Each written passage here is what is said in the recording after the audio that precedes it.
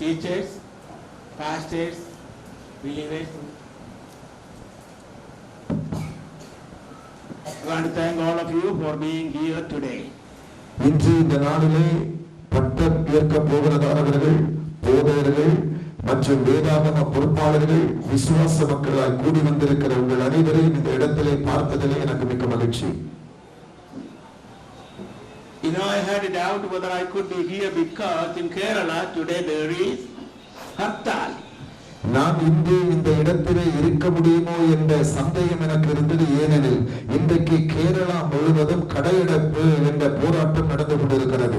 So we left Kerala 4 o'clock in the morning so we could be here for this morning. ஆகவே விடியற் காலை 4 மணிக்கு எங்களுடைய ஊரை விட்டு புறப்பட்டு இந்த காலையில் இங்கே வந்து சேர முடிந்தது. So 6 o'clock we came here. காலை 6 மணிக்கு நாங்கள் இங்கே வந்து சேர்ந்தோம். Otherwise we doubted whether we could be here. ஆனால் அந்த வேளைக்கு இங்கே வர முடியவில்லையானால் நாங்கள் வர முடியுமோ என்பது ஒரு கேள்விக்குறி. We heard a message about how you should go forward. நாம் இந்த காலையிலே எப்படி முன்னோக்கி செல்ல வேண்டும் என்பதை குறித்த செய்தியை கேட்டோம். The need of education, the need of the power of the Holy Spirit, and also your love towards other people without partiality. நாம் எப்படி நம்முடைய வாழ்விலே உத்வேகத்தோடு முன்னேறி செல்ல வேண்டும், எப்படி வேத உடன்படிக்கையில் உறுதியாக இருக்க வேண்டும், ஆண்டவர் நமக்கு தந்திருக்கிற மந்தையில் எந்த வேற்றுமை நிழலும் காட்டாமல் ஊழியத்தை செய்ய வேண்டும் என்று காலையிலே தியானித்தோம். I'm going to continue on the same theme. இதே வார்த்தைகளை தொடர்ந்து நான் உங்களோடு கூட சொல்ல போகிறேன். For that purpose I'm going to ask you to read in Tamil Genesis chapter 18 verse 22. அதற்காக தமிழிலே நான் உங்களை வாசிக்க கேட்கிறேன். ஆதியாகமம் 18ஆம் அதிகாரம் 22வது வசனம்.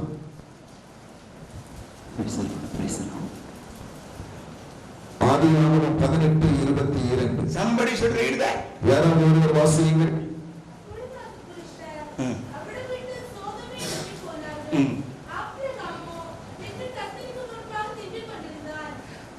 Abraham stood in the presence of God.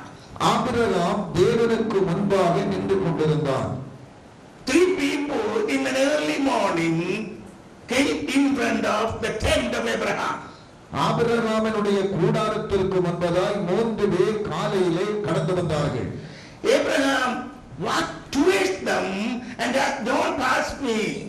அந்த ஆபிரகாம் அவர்களோடு கேட்கிறான், தயவு செய்து என்னை நீங்கள் கடந்து போக கூடாது, சற்று நில்லுங்கள். Abraham said, "I will prepare some meal for you." இதை நான் உங்களுக்காக சில உணவை ஆயத்தமாக்க போகிறேன். And he killed a bullock and also his wife took 3 measures of flour. அங்கே ஒரு காளையை அடித்து அந்த ஆபிரகாமினுடைய மனைவி 3 படி உணவையும் அந்த இடத்திலே அவர்களுக்காக ஆயத்தப்படுத்துகிறார். Abraham did not worship that bullock, he killed that bullock. Abraham அந்த காளையை சமைக்கவில்லை, அதை அவன் கொன்று போட்டான். And immediately they prepared a meal. ஆனால் சீக்கிரமாக அவர்களுடைய உணவு ஆயத்தமாக்கப்பட்டது. Abraham did not know they were angels and God together.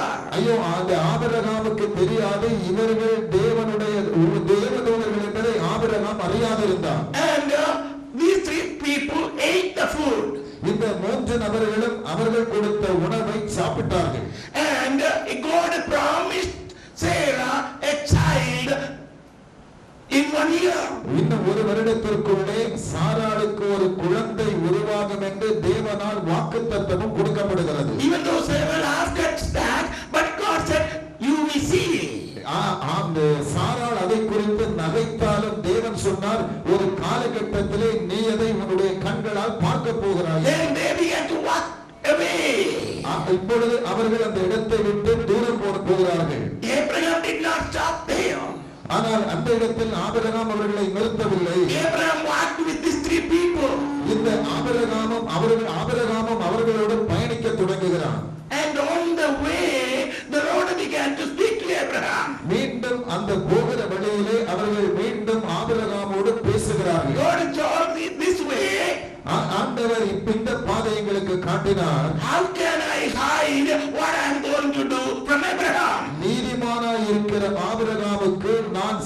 வரப்போகிறதை எப்படி மறைப்பேன் என்று ஆண்டவர் கேட்கிறார். Then he revealed about the destruction of Sodom and Gomorrah. இப்பொழுது சோதோம் கொமோரா பட்டணத்திற்கு வரப்போகிற அழிவை தேவன் ஆபிரகாமுக்கு வெளிப்படுத்தினார். The two people went to Sodom, the angels went to Sodom. இப்பொழுது இந்த தேவதூதர்கள் சோதோம் கொமோராவுக்கு போகிறார்கள். And Abraham and God began to speak. இப்பொழுது ஆபிரகாம் தேவனோடு கூட பேசத் தொடங்கினார். And we read that Abraham stood in the presence of God. இங்கே நாம் வாசிக்கிறோம் ஆபிரகாம் தேவனுடைய சன்னிதானத்தில் நின்று கொண்டிருக்கிறார். In order to hear from God, you have to be in the presence of God. அருமையானவர்களே, தேவனிடமிருந்து ஏதோ ஒன்றை நீங்கள் கேட்க வேண்டுமானால் தேவனுடைய சமூகத்திலே நேரத்தை செலவிட்டு தான் ஆக வேண்டும். Only when you stand in the presence of God, you can hear the voice of God. தேவனுடைய சமூகத்திலே நீங்கள் நின்றால் மட்டுமே தேவனுடைய சத்தத்தை நீங்கள் கேட்க முடியும். How long you have to wait in the presence of God? எவ்வளவு நேரம் நீங்கள் தேவனுடைய சமூகத்திலே காத்திருக்கிறீர்கள்? Until you hear from God. தேவனிடமிருந்து ஒரு பதிலை நீங்கள் கேட்கும் வரையில். Praise God. Abraham and God, they began to communicate. இப்பொழுது ஆபிரகாமும் தேவனும் ஒருவரை ஒருவர் சம்பாஷித்துக் கொள்கிறார்கள். God was speaking continually about the destruction of Sodom, and if there are 50 people, I would not destroy Sodom. இப்பொழுது ஆபிரகாம் தேவனோடு பேசி கேட்கிறார், ஆண்டவரே, ஒரு பட்டணத்தில் 50 நீதிமான்கள் இருந்தால் அந்த பட்டணத்தை நீர் அழிப்பீரோ? Then they continued until 10 people. அவர்கள் தொடர்ந்து அந்த உரையாடலிலே ஆபிரகாம் கேட்கிறார், ஆண்டவரே, 10 பேர். The angels went to Sodom. இப்பொழுது தேவதூதர்கள் சோதோம் கொமோரா போய்விட்டார்கள். And they told, yes, God is going to destroy this city. அவர்கள் சொன்னார்கள், இந்த பட்டணங்களை தேவன் அழிக்கப் போகிறார். Immediately you have to get out from here. நீங்கள் தீவிரமா இந்த பட்டணத்தை விட்டு வெளியே வர வேண்டும். They were not willing to leave. அவர்கள் அந்த இடத்தை விட்டு வெளியேறுவதற்கு விருப்பமில்லாதவர்களாக இருந்தார்கள். They were not believing what God said. இப்பொழுது ஆண்டவர் எதை சொன்னாரோ அதன் அடிப்படையிலே அந்த இடத்தை விட்டு வெளியேற அவர்களுக்கு மனமில்லை. And when we read Luke chapter 17 verse 32, let's read that scripture. இங்கே லூக்கா எழுதின சுவிசேஷம் 17வது அதிகாரத்தை நாம் வாசிக்கும் பொழுது there it says, remember Lot's wife. இங்கே என்ன சொல்லப்பட்டிருக்கிறது என்றால், லோத்தின் மனைவியை நினைத்துக் கொள்ளுங்கள். Why you have to remember Lot's wife? ஏன் லோத்தின் மனைவியை நாம் நினைக்க வேண்டும்? Why Jesus said you have to remember Lot's wife? ஏன் நீங்கள் லோத்தின் மனைவியை நினைத்துக் கொள்ளுங்கள் என்று இயேசு இங்கே சொல்ல வேண்டும்? Jesus was not even mentioning the name of Lot's wife. இயேசு இங்கே லோத்தினுடைய மனைவியின் பெயரை குறிப்பிடவில்லை. I'm going to ask the Bible school students, what was the name of Lot's wife? வேதாகம கல்லூரி மாணவர்களோடு கேட்கிறேன், லோத்தின் மனைவியினுடைய பெயர் என்ன? No name? No name? பெயர் இல்லையா? She had a name. நிச்சயமாக அவளுக்கு பெயர் இருந்திருக்க வேண்டும். But the Bible did not mention her name. அவளுடைய பெயரை வேதத்தில் இடம்பெறவில்லை. So even though she had a name, the Bible did not mention the name in the Old Testament nor in the New Testament. அவளுக்கு பெயர் இருந்து பழைய ஏற்பாட்டிலோ புதிய ஏற்பாட்டிலோ அவளுடைய நாமம் வேதத்தில் பொறிக்கப்படவில்லை. You know why? ஏன் என்று உங்களுக்கு தெரியுமா? Abraham was in the presence of God. Abraham walked in the ways of God, and his children were blessed by God. Abraham தேவனுடைய சமூகத்திலே நின்றவன், தேவனுடைய பாதையிலே நடந்தவன், அவனுடைய தலைமுறை தேவனால் ஆசீர்வதிக்கப்பட்டது என்பதை நாம் வேதத்திலே கண்டுகொள்கிறோம். All over the world we know now the children of Abraham, praise God. உலகம் முழுவதிலும் இன்றைக்கு நாம் கண்டுகொள்கிறோம் ஆபிரகாமினுடைய தலைமுறைகளை. God, because he obeyed God. ஏனெனில் ஆபிரகாம் தேவனுடைய சத்தத்திற்கு கீழ்ப்படிந்தான். And God promised him blessings. ஆகவேதான் தேவன் அவனுக்கு ஆசீர்வாதங்களை வாக்குப்பண்ணினார். Okay, let me go forward. Let's go to Matthew chapter 1 verse 17. மத்தேயு 1:17க்கு நேராக நம்முடைய வேதத்தை நாம் திரும்பலாம். Yeah, we read Matthew chapter 1:17. யாராவது ஒருவர் மத்தேயு 1:17 வாசியுங்கள்.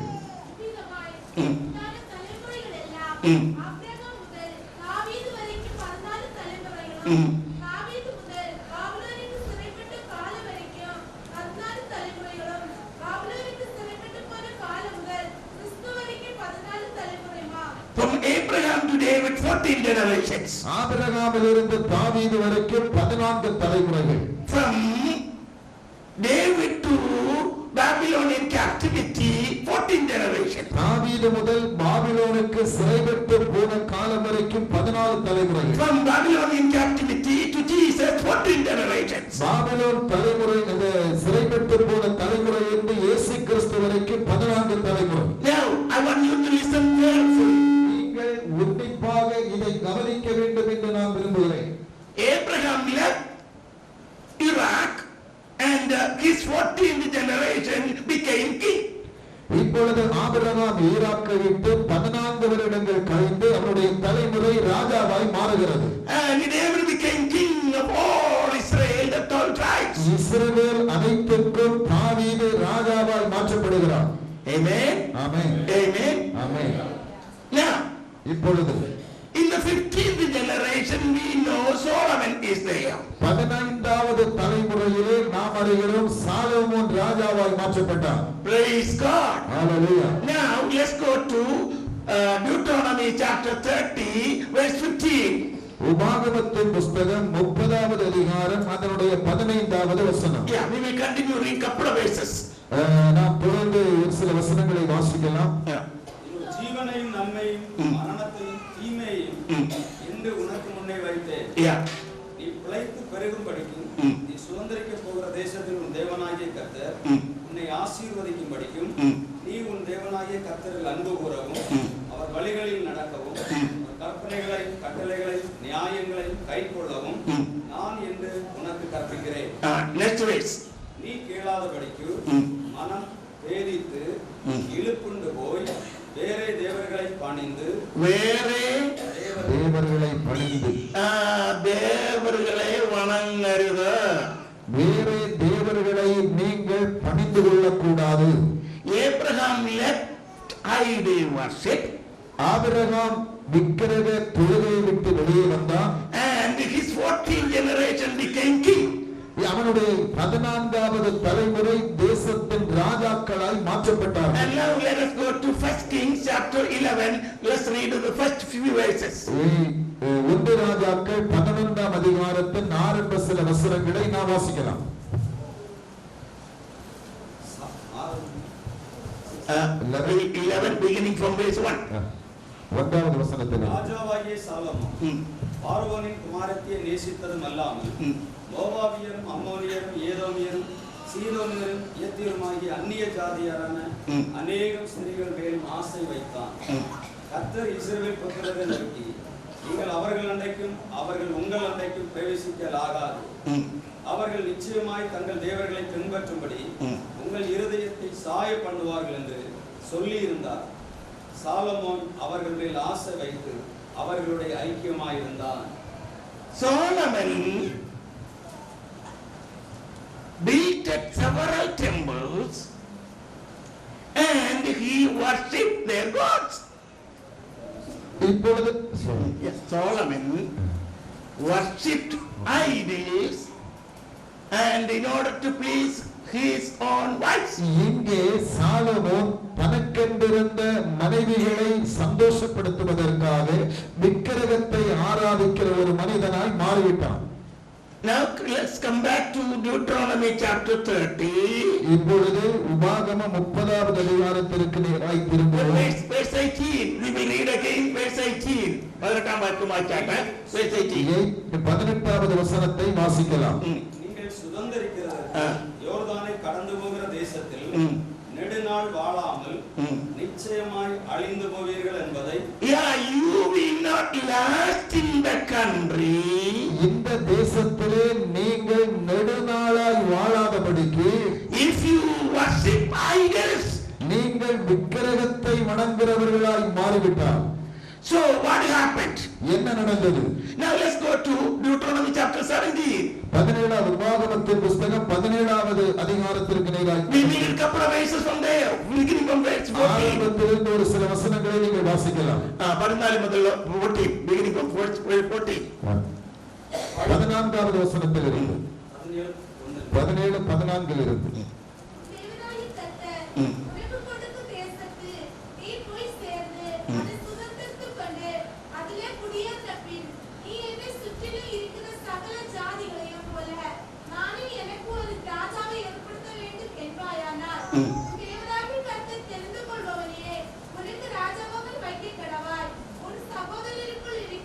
ஒருவரே உன்மேல் ராஜாவாக ஏற்படுத்த கடவாய். உன் சகோதரன் அல்லாத அந்நியனை ராஜாவாக ஏற்படுத்தக்கூடாது. அவன் அநேக குதிரைகளை சம்பாதியாமலும் he should not have so many horses. அவன் அநேக குதிரைகளை தனக்கு சொந்தமாக்க கூடாது. Next verse. அநேக குதிரைகளை தனக்கு சம்பாதித்திருக்கும்படிக்கு ஜனங்களை திரும்ப எகிப்துக்கு போக பண்ணாமலும் இருக்க கடவான். இனி அந்த வழியாய் நீங்கள் No, in order to have horses, you should not go back to Egypt. நீங்கள் குதிரைகளை கொள்ளும்படிக்கு திரும்ப எகிப்துக்கு போகலாகாது.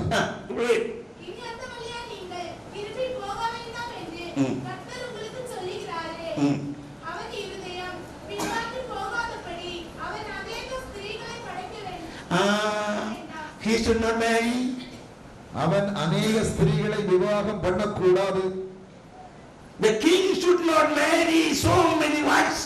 ராஜாவாய் இருக்கிற ஒரு மனிதன் அநேக மனைவிகளை தனக்கு கொள்ளக்கூடாது. How many wives Solomon had? சாலமோனுக்கு எத்தனை மனைவிகள் இருந்தார்கள்? How many? 700 plus 300. 700 plus 300. 700 wives and 300 concubines. 700 மனைவிகளும் 300 மறுமனையாட்டிகளும் இருந்தார்கள். What was the law? சட்டம் என்ன சொல்லுகிறது? You should not marry so many wives. நீ அநேக மனைவிகளை திருமணம் பண்ணலாகாது. You know, one time a preacher was preaching, I am the husband of one wife. ஒரு செய்தி அவர் குறிப்பிட்டார், நான் என்னுடைய ஒரே மனைவிக்கு புருஷன் என்று பிரசங்கித்தார். And pastor nearby asked me, how many you have?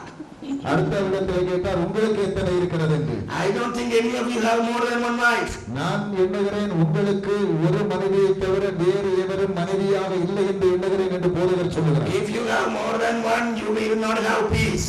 உங்களுக்கு ஒன்றில் அதிகம் மனைவிகளை உடையவர்களாயிருந்தால் சமாதானத்தை இழந்து போவீர்கள். And Solomon had about 1000. இப்பொழுது சாலமோனுக்கு ஏறக்குறைய 1000 பேர் இருந்தார்கள். What was the law? சட்டம் நியாயப்பிரமாணம் என்ன சொன்னது? You should not have more than one wife. ஒரு மனைவிக்கு மேலே இன்னொருவரை நீ கொள்ளலாகாது. That means it says not to have so many wives. அது பொதுவாக சொல்லப்பட்டிருக்கிறது, அநேக மனைவியை உடையவனாய் இருக்கலாகாது. So Solomon did not obey about the horse. இங்கே இப்பொழுது சாலமோன் தேவ நீதிக்கு தன்னை கீழ்ப்படிய ஒப்புக் கொடுக்கவில்லை. And Solomon did not obey about the wives. குதிரைகளை குறித்தும் மனைவிகளை குறித்தும் தேவன் சொன்ன கட்டளைக்கு அவன் கீழ்ப்படியவில்லை. And next verse we read from Deuteronomy 17. നമ്മൾ വായിച്ചൊരു കണ്ടിന്യൂഷൻ ആയിട്ട് വായിച്ചാൽ 17வது அதிகாரத்திலே நீங்கள் வாசித்தது தொடர்ந்து வாசியுங்கள். You should not have so much wealth. நீ ஐஸ்வரியத்தையும் அதிகமாய் சம்பாதிக்க கூடாது. Continue.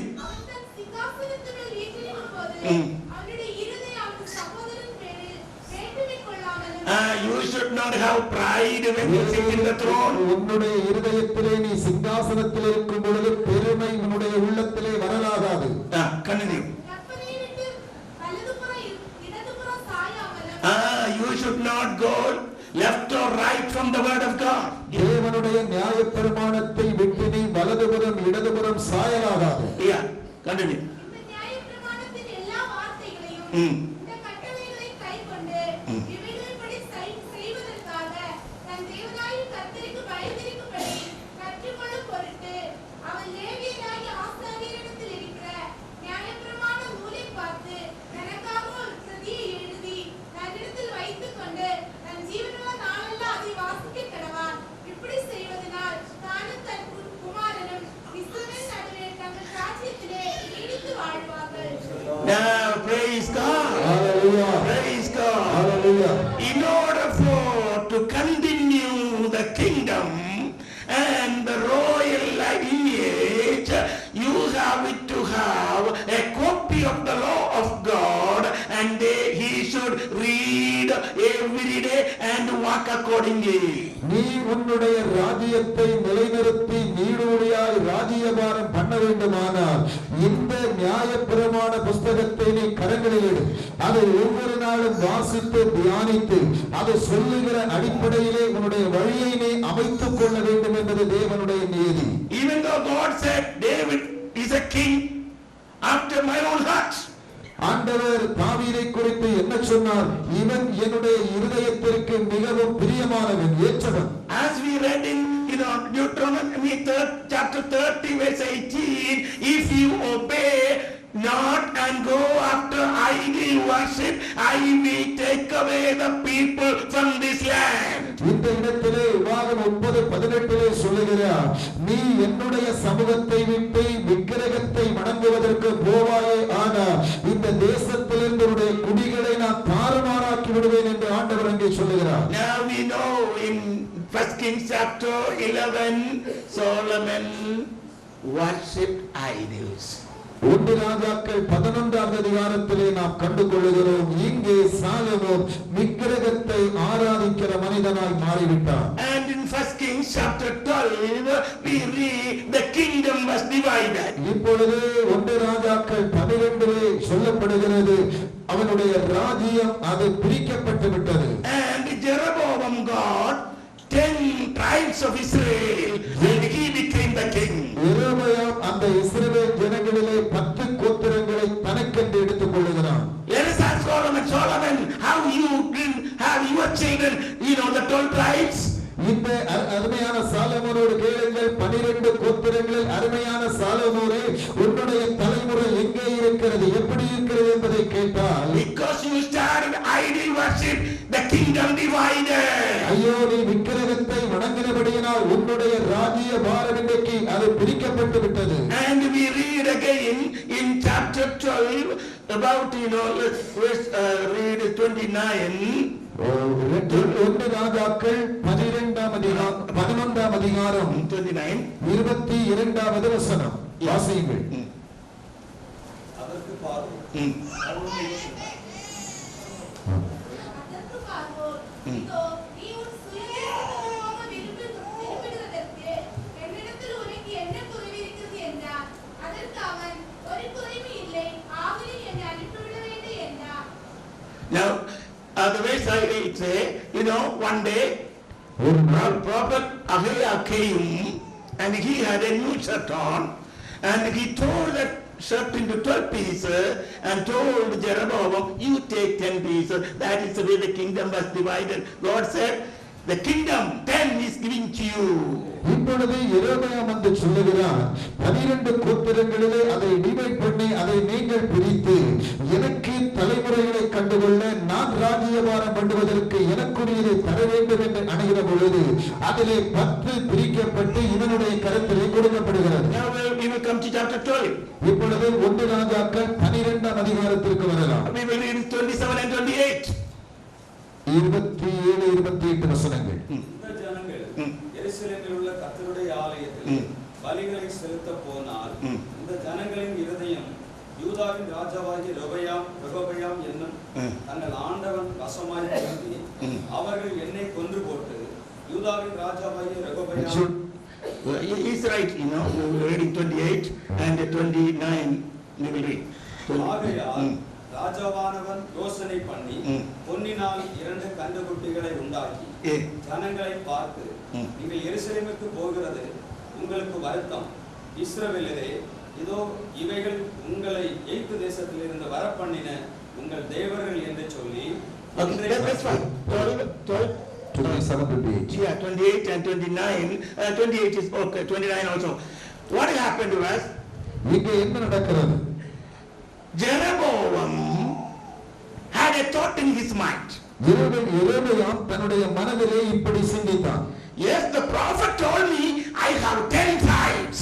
தீர்க்கதரிசி சொல்லி இருக்கிறார், எனக்கு 10 கோத்திரங்கள் கிடைக்கும் என்று. So I am in the will of God. ஆகவே நான் அவைகளை பெற்றுக்கொள்ள வேண்டும் ஆண்டவரே. It is God who gave me the 10 tribes. இந்த 10 கோத்திரங்களையும் தேவனே எனக்கு தந்திருக்கிறார். But now I am going to do something. ஆனால் இப்பொழுது நான் சிலதை செய்ய போகிறேன். I don't want any person from here to go to Jerusalem to worship God.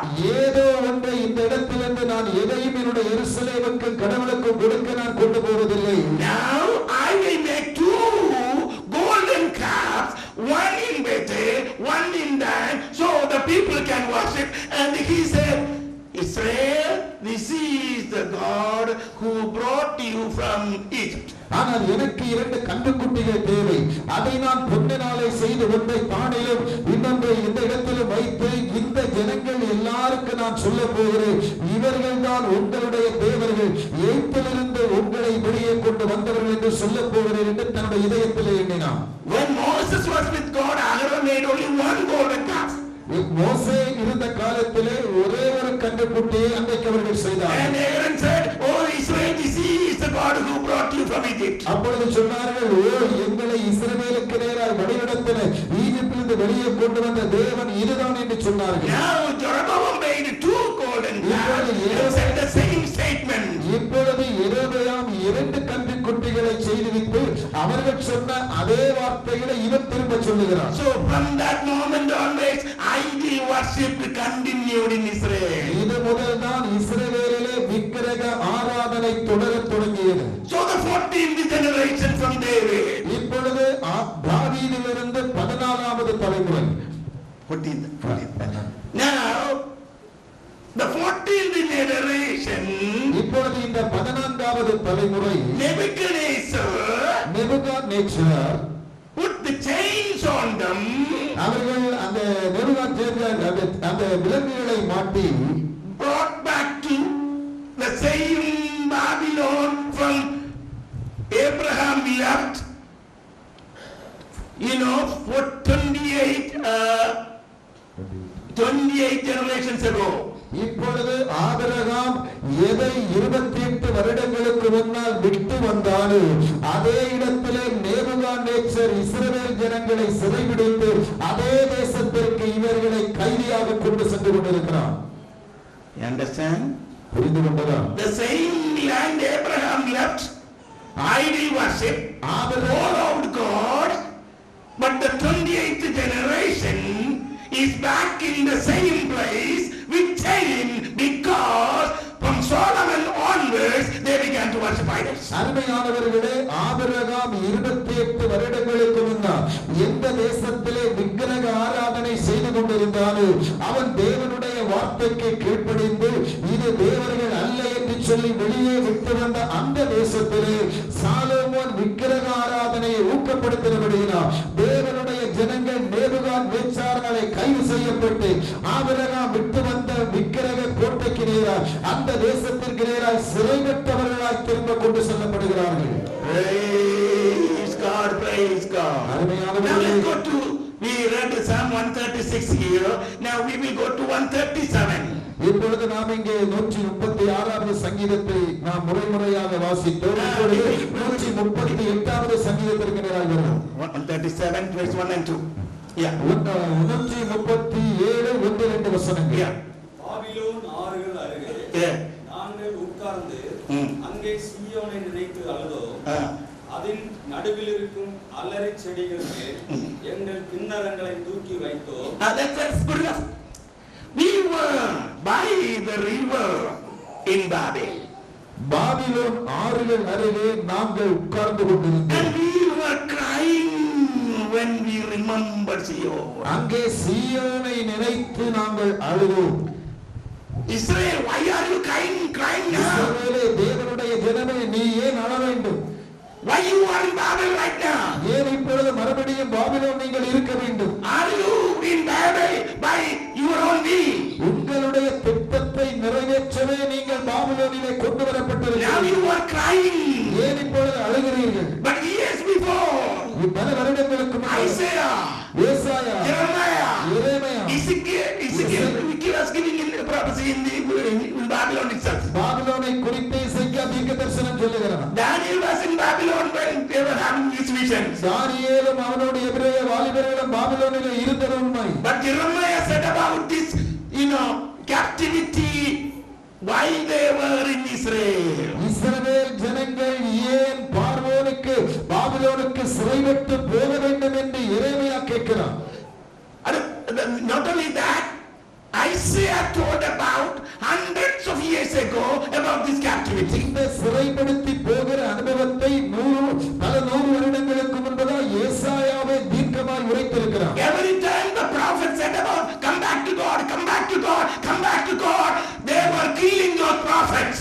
எப்பொழுது எல்லாம் இஸ்ரவேல் ஜனங்கள் வழி தவறி போனார்களோ சொன்னார்களோ, தீர்க்கதரிசிகள் எல்லாம் திரும்பி வாருங்கள், மனம் திரும்புங்கள், தேவனிடத்திலே திரும்பி வாருங்கள், அப்படி பறைசாற்றின தீர்க்கதரிசிகளை எல்லாம் அவர்கள் கொலை செய்து போட்டார்கள். And they continue their idol worship, and God allowed them to go back to the same Iraq from where Abraham left.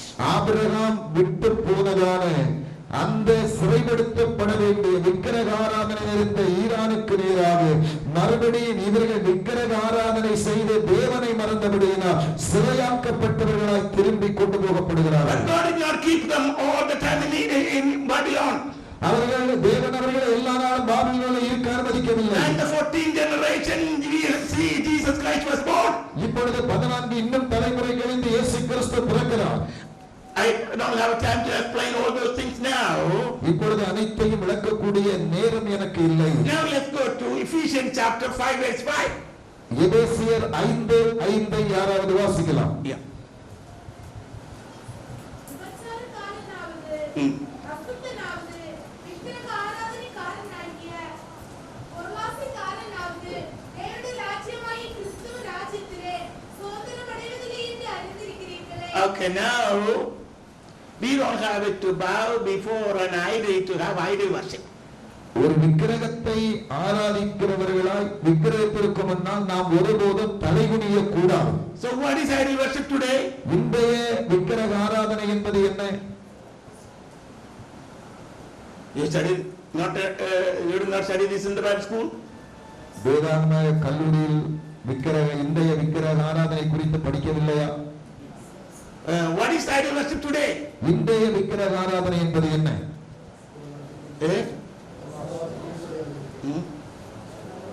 பொருளாசை, பண ஆசை,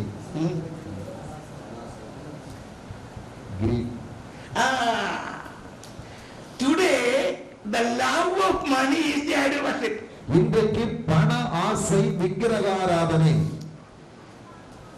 You understand? புரிந்ததா?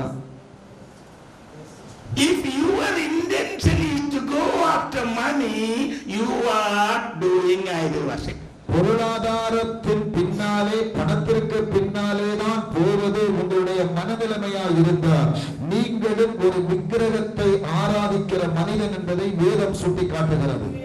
Like Abraham, you left everything. ஆபிரகாமை போல இவைகள் அனைத்தையும் நீங்கள் விட்டு வெளியே வந்தீர்கள். And you said, I want to follow the Lord. நான் தேவனை பின்பற்ற வேண்டும் என்று தீர்மானித்தீர்கள். You know, the last 4 or 5 generations in India, when they received the power of the Holy Spirit, they said, I only need God. But after few generations, whatever they left at that time, now they are getting it back. 4-5 தலைமுறைகளுக்கு முன்பதால் இந்திய தேவனுடைய பிள்ளைகள் இவைகள் எல்லாம் எனக்கு தேவையில்லை, தேவன் மட்டுமே போதும் என்று தீர்மானம் எடுத்துதான் முன்னேற்ற பாதையில் வந்தார்கள். பல நூற்றாண்டுகள் கழிந்து நம்முடைய முற்பிதாக்கள் எது தேவையில்லை, வேண்டாம் என்று ஒதுக்கி தள்ளினார்களோ இந்த தலைமுறை அவர்கள் விட்ட அவைகளை நோக்கியே இன்றைக்கு முன்னேறி கொண்டிருக்கிறது. Praise God. Hallelujah. Praise God. Hallelujah. If you are after money and if you are greedy, you are worshipping idols. நீங்கள் பண ஆசை உள்ளவர்களாய், பேராசை உடையவர்களாய் வாழ்வீர்களே என்றால் வேதத்தின்படி சொல்லுகிறேன், நீங்கள் ஒரு விக்கிரக ஆராதனை செய்கிற மனிதன். What is your intention today? இன்றைய உங்களுடைய மனத்தாக்கம் என்பது என்ன? In Matthew chapter 28 verse 18 we read, மத்தேயு 28:18 நாம் வாசிக்கிறோம். all power in heaven and earth is given unto me. வானத்திலும் பூமியிலும் சகல அதிகாரமும் எனக்கு கொடுக்கப்பட்டிருக்கிறது. Then Jesus said the final words, இயேசு கடைசியாய் சொல்லுகிறார், go and teach all nations. நீங்கள் புறப்பட்டு போய் சகல தேசத்தாருக்கும் இதை நீங்கள் உபதேசியுங்கள். Teaching them to observe whatsoever I commanded you. நான் உங்களுக்கு எவைகளையெல்லாம் கட்டளையிட்டேனோ அவைகளையெல்லாம் அவர்கள் கைக்கொள்ளும்படி நீங்கள் அவர்களுக்கு உபதேசம் பண்ணுங்கள். Go and teach. நீங்கள் போய் உபதேசியுங்கள். But one thing is important. ஒரு முக்கியமான காரியம் என்ன என்றால், Jesus said in Acts chapter 1 we read, அப்போஸ்தலர் 1:8 இயேசு சொன்னார், wait until you receive power from God. 4-5 2 வசனங்களில் உன்னதத்திலிருந்து பலத்தினால் நீங்கள் தரிப்பிக்கப்படுவதை எருசலேம் நகரத்திலே காத்திருங்கள். Jesus said, follow me, I will make you fishers of men. இயேசு சொன்னார், என்னை எனக்கு பின் வாருங்கள், நான் உங்களை மனுஷராய் பிடிக்கிறவர்களாய் மாற்றுவேன் என்று. But he was not sending, right away. He said, wait, wait, wait. அப்படி சொன்னவர் அப்படியே அனுப்பிவிடவில்லை. காத்திருங்கள், காத்திருங்கள் என்று கற்றுக் கொடுக்கிறார். Follow, wait and go. பின்பற்றுங்கள், காத்திருங்கள், புறப்பட்டு செல்லுங்கள். Like Abraham, you have it to be in the presence of God to receive direction from God and power from God. நீங்கள் தேவனிடமிருந்து வழிநடத்துதலையும் வல்லமையை பெற்றுக் கொள்ளுவதற்கு ஆபிரகாமை போல தேவனுடைய சமூகத்தை தேடுகிறவர்களாய் இருக்க வேண்டும். And it is God who is calling you, not human organization. நீங்கள் உங்களை தேவன் அழைத்திருப்பது அவர். இந்த உலகத்திலே எந்த ஸ்தாபனங்களும் மனிதனும் அல்ல உங்களை அழைத்திருப்பது. Solomon was the wisest man ever known. Solomon was the wisest man ever known. நீங்கள் அறிவீர்கள், சாலமோன் மிகுந்த ஞானமுடைய மனிதனாய் இருந்தார். But he was not in the will of God. ஆனால் ஞானமுடையவனாய் இருந்தும் தேவனுடைய சித்தத்திற்குள் அவனால் இருக்க முடியவில்லை. So because of you have a lot of knowledge, that doesn't mean you will be in the will of God. உங்களுக்கு அதிக ஞானம் இருக்கிறபடியினால் நீங்கள் தேவ திட்டத்தில் இருக்கிறீர்கள் என்று சொல்ல முடியாது. In order to be in the will of God, you have to please God. நீங்கள் தேவனுடைய சித்தத்தில் இருக்கிற விரும்பினால் தேவனை பிரியப்படுத்துகிறவர்களாக இருக்க வேண்டும். In order to please God, you have to walk in the ways of God. தேவனை பிரியப்படுத்த வேண்டுமானால் தேவனுடைய வழிகளில் நடக்கிறவர்களாக இருக்க வேண்டும். Enoch walked with God, God took him. நிச்சயமாய் நீங்கள் தேவனுடைய வழியிலே நடந்தால் அவரே உங்களை எடுத்துக் கொள்வார். Noah obeyed God and his children were all over the world. Noah தேவனுக்கு கீழ்ப்படிந்தான், அவனுடைய தலைமுறை உலகம் முழுவதும் இன்று இருக்கிறது. The blessings will come if you really obey God. தேவனுடைய சத்தத்திற்கு நீங்கள் கீழ்ப்படிகிறவர்களாய் இருந்தால் ஆசீர்வாதம் தலைமுறை தலைமுறையாய் உங்களை பின்தொடரும். And you have it to be sincere to receive the blessings from God. நீங்கள் உங்களுடைய வாழ்விலே தேவ ஆசீர்வாதங்களை பெற்றுக் கொள்வதற்கு உண்மையின் உடையவர்களாய் நீங்கள் இருக்க வேண்டும். In order for God to hold on your right hand should be clean. உங்களுடைய தேவன் தம்முடைய வலது கரத்தினால் உங்களை தாங்க வேண்டுமானால் உங்களுடைய வலது கரம் சுத்தகரமாய் இருக்க வேண்டும். If your hand is not clean, God is not going to hold your hand. உங்களுடைய கரம் சுத்தமாய் இல்லை என்றால் ஆண்டவர் தம்முடைய பரிசுத்த கரத்தினால் உங்களை பிடிக்க போவதில்லை. You can play church, but God is not to play with you. அருமையானவர்களே, சிலவேளை திருச்சபையிலே நீங்கள் எதையும் நடத்திவிடலாம், ஆனால் தேவன் உங்களை அதிக நாட்கள் அனுமதிப்பதில்லை. Now let me come back to Matthew 28, the last verse 20. மத்தேயு 28 20வது வசனத்திற்கு நேராக திரும்பலாம்.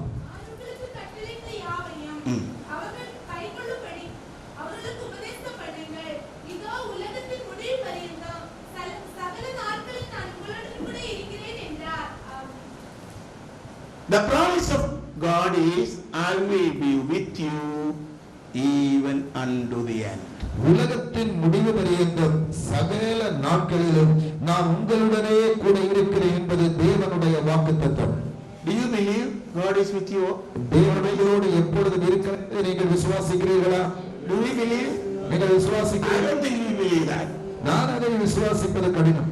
We may say that God is with me, நான் சொல்லலாம் தேவன் என்னோடு இருக்கிறார், but we don't believe that God is with me. நான் சொல்லுவதை என்னால் விசுவாசிக்க முடியவில்லை. If you really believe God is with me, மெய்யாகவே தேவன் உன்னோடு இருக்கிறார் என்பதை விசுவாசித்தால், then your behavior will be different. நீங்கள் உங்களுடைய குணாதிசயங்களிலே பழக்க வழக்கங்களிலே வித்தியாசத்தை கண்டுகொள்ளலாம். The difference is not hearing but really believing.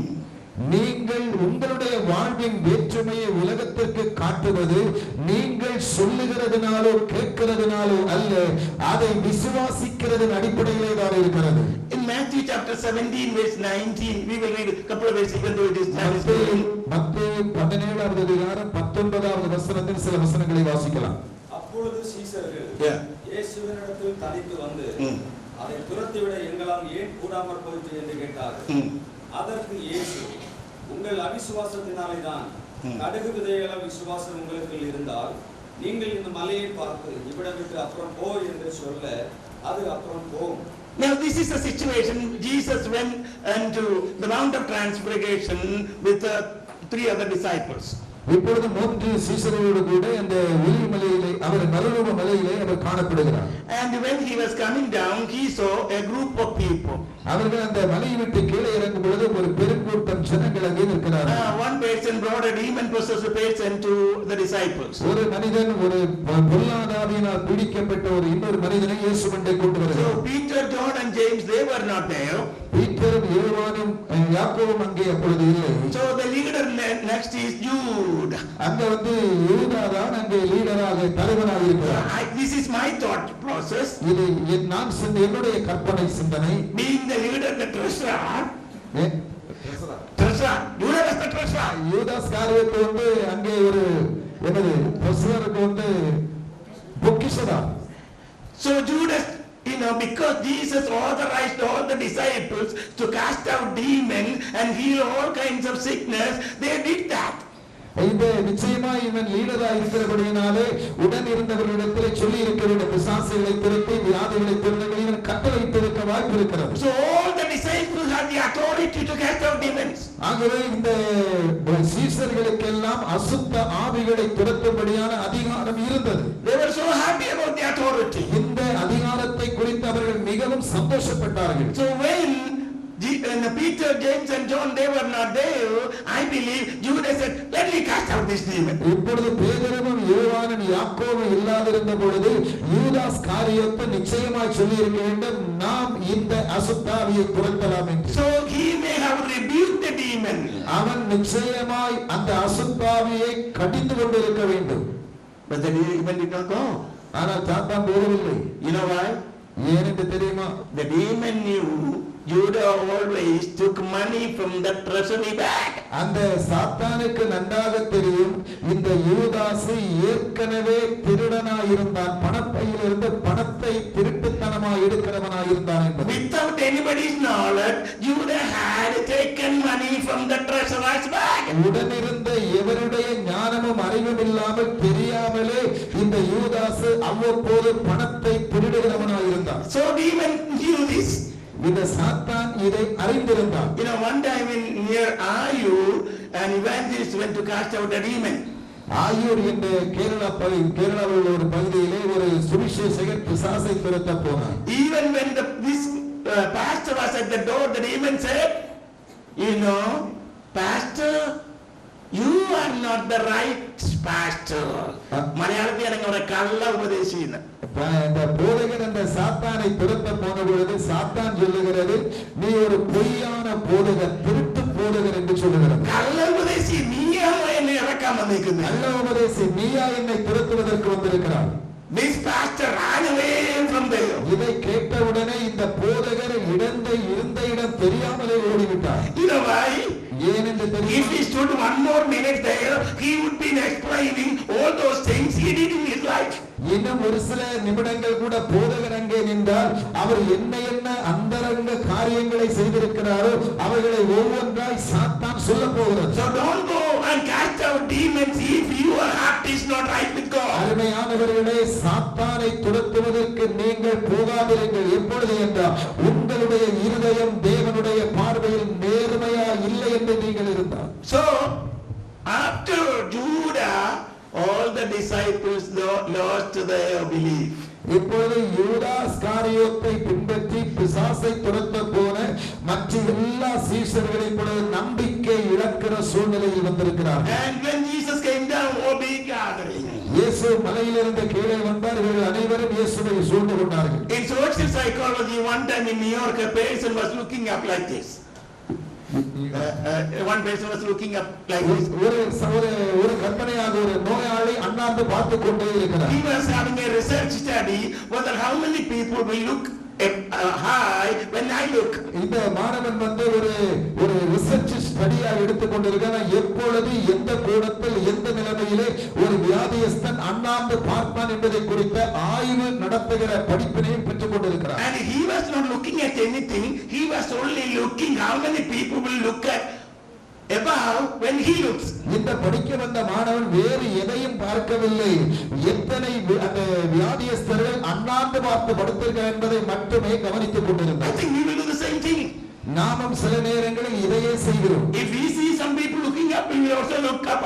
ஐயோ, சிலர் வேறுபட்டவர்களை அண்ணாந்து பார்த்தால் நம்மையும் தெரியாமலே நம்முடைய முகம் அங்கே திரும்புகிறது. Not to see anything, we are looking why these people are looking. நாம் எதை பார்க்க வேண்டும் என்று இல்லை, ஏன் இவர்கள் எல்லாரும் அங்கே பார்க்கிறார்கள், ஆகவே நானும் பார்க்கிறேன். They may not see anything and you may not see anything. நான் அங்கே எதையும் நான் காணவில்லை, அவர்கள் எதையும் காணவில்லை, நானும் எதையும் காணவில்லை. But when Jesus said, because of your unbelief, இயேசு இங்கே சொல்லுகிறார், உங்களுடைய அவிசுவாசத்தினாலே. what happened? Their faith gone right away.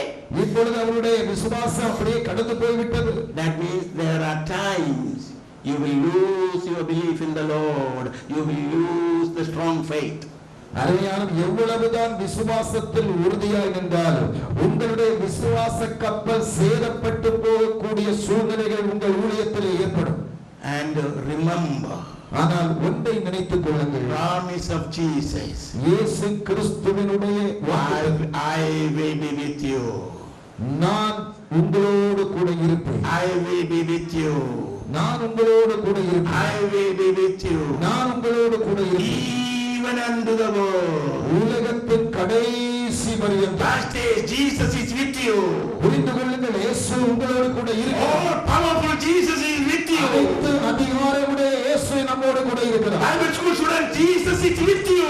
அருமையான வேதாகம மாணவர்களே, He has all power in heaven and earth. அவர் வானத்திலும் பூமியிலும் சகல அதிகாரம் உடையவர் அவர். When you stand with Jesus, நீங்கள் இயேசுவோடு கூட நிற்கும் பொழுது no power can stand against you. எந்த ஆற்றலும் உங்களுக்கு எதிராய் நிற்க முடிவதில்லை. Make sure Jesus is with you. இயேசு உங்களோடு கூட இருக்கிறார் என்பதை விசுவாசியுங்கள். Amen. Hallelujah. Hallelujah. In order to follow him, இயேசுவை நீங்கள் பின்பற்றும்படிக்கு first you follow, then wait and go. நீங்கள் முதலாவது பின்பற்றுங்கள், காத்திருங்கள். As Abraham waited in the presence of God, தேவனுடைய சமூகத்தில் எவ்வளவு நேரம் you காத்திருக்கிறீர்கள்? wait in the presence of God. நீங்கள் தேவனுடைய சமூகத்திலே காத்திருங்கள். In the presence of God, தேவனுடைய சமூகத்திலே hear his voice. நீங்கள் அங்கே பரிசுத்தம் இருக்கிறது. Receive the gifts. நீங்கள் வரங்களை பெற்றுக் கொள்ளுங்கள். Oh, receive all the direction from God. தேவனிடமிருந்து சரியான வழிநடத்துதலை பெற்றுக் And கொள்ளுங்கள். ask God, what shall I do? ஆண்டவரே, நான் என்ன செய்ய நீர் சித்தமாய் இருக்கிறதை தேவனோடு கேளுங்கள். God may speak to you. ஆண்டவர் உங்களை நேர்வழிப்படுத்துவார். One thing, this is an interesting thing. As I was with Pastor Walson Abraham. Abraham என்ற பாஸ்டரோடு கூட நான் இருக்கும் பொழுது, You know, Walson Abraham is one of the leaders in IPC. IPC அந்த ஸ்தாபனத்தினுடைய ஒரு தலைவர்களில் ஒரு பெரிய தலைவர். And he is the president of one Bible college. ஒரு வேதாகம கல்லூரியினுடைய தலைவராக இருந்தார். So the most request he received from Bible school graduates was, அவர் அன்றைக்கு அந்த பட்டங்களை பெறப்போகிறதான மாணவர்கள் மூலமாய் அவரிடத்திலே மிகவும் தாழ்மையாக கேட்டுக்கொண்ட விண்ணப்பம் என்ன என்றால், Pastor, don't send us where there is no range. No range. You understand range? Cell phone range. அருமையான போதகரே, எங்களுடைய செல்போனிலே கைபேசியிலே பேசக்கூடாத இடத்திற்கு, அதாவது ரேஞ்ச் இல்லாத இடத்திற்கு தயவு செய்து நீங்கள் எங்களை ஊழியத்திற்காய் அனுப்பிவிடக் கூடாது. We want range. Am I right? சரியான நம்முடைய உரிமை அது. If you don't have range, no communication. ஏனென்றால் நமக்கு அந்த தொலைபேசி பேச முடியாவிட்டால் நம்முடைய உறவினர்களோடு நண்பர்களோடு நாம் தொடர்பு கொள்ள முடியாது. But you have to ask God, where do you want me to go? ஆனால் நீங்கள் என்ன கேட்க வேண்டும் என்றால், ஆண்டவரே, நான் எங்கே போக வேண்டும் என்று நீர் சித்தமாயிருக்கிறேன். Where there is no range or range. அங்கே எனக்கு தொலைபேசியை நான் பிரயோஜனப்படுத்த முடியுமா முடியாதா, அது எனக்கு ஒரு பெரிய பிரச்சனை இல்லை. I want to do your will. நான் உம்முடைய சித்தத்தை செய்ய I விரும்புகிறேன். want to do your will. நான் உம்முடைய சித்தத்தை செய்ய And விரும்புகிறேன்.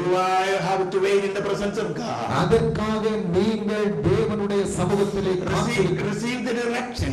தேவனிடமிருந்து And make வழிநடத்துதல் sure God, you understand God is with நீங்கள் you. தேவனுடைய வழிநடத்துதலை புரிந்து கொண்டு உறுதிப்படுத்திக் கொள்ளுங்கள். Make sure you are in the perfect will of God. நீங்கள் தேவனுடைய சரியான திட்டத்திற்குள் தான் இருக்கு என்பதை உறுதிப்படுத்துங்கள். And God will be with you. நிச்சயமாய் தேவன் உங்களோடு இருப்பார். And with these words I want to conclude the message. இதோடு நான் என்னுடைய செய்தியை முடிக்க விரும்புகிறேன். I want to thank all of you taking time. இந்த நேரத்தை நீங்கள் எடுத்தீர்கள். நான் உங்களுக்கு மிகுந்த நன்றியுடையவனாக Let the இருக்கிறேன். Holy Spirit lead you and guide you. நிச்சயமாய் பரிசுத்த ஆவியானவர் உங்களை நல்வழிப்படுத்துவார். I want to thank Pastor Arudas. அருள்தாசுக்காக நான் நன்றி சொல்லுகிறேன். You know, so many times he came and helped us. அநேக முறை அவர் எனக்கு இங்கு உதவி செய்ய வந்திருக்கிறார். I really appreciate. நான் மிகவும் அவரை பாராட்டுகிறேன் இந்த மொழிபெயர்ப்பிற்காக. Thank you. God bless you. நன்றி. ஆண்டவர் உங்களை ஆசீர்வதிப்பார். நாம் யாவரும் எழுந்து நிற்போம். Hallelujah.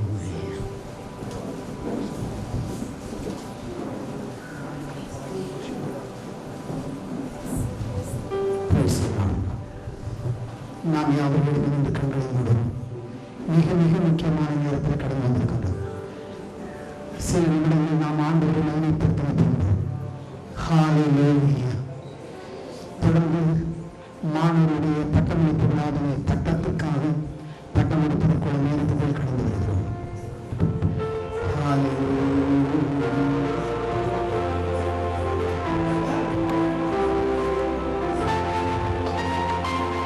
கடந்து போகிற தேசத்தில் நெடுநாள் வாழாமல் நிச்சயமாய் அழிந்து போவீர்கள் என்பதை Yeah, you will not last in the country. இந்த தேசத்திலே நீங்கள் நெடுநாளாய் வாழாதபடிக்கு If you worship idols. நீங்கள் விக்கிரகத்தை வணங்குகிறவர்களாய் மாறிவிட்டார். So what happened? என்ன நடந்தது? Now let's go to Deuteronomy chapter 17.